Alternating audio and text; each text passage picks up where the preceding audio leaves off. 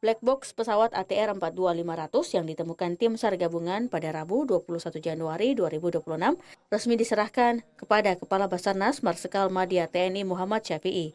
Penyerahan berlangsung di Kantor Pencarian dan Pertolongan Kelas A Makassar.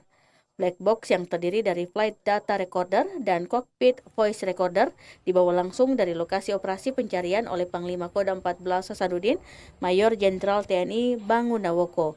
Kepala Basarnas menegaskan setelah diterima, black box tersebut akan diserahkan kepada Komite Nasional Keselamatan Transportasi. Data di dalamnya menjadi kunci penting untuk mengungkap kronologi serta penyebab kecelakaan pesawat secara menyeluruh. Nanti yang akan mendeklir secara persis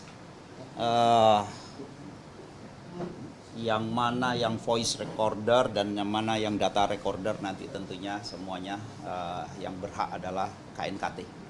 Jadi kita dari pelaksana tim SAR di lapangan setelah menemukan ini, dan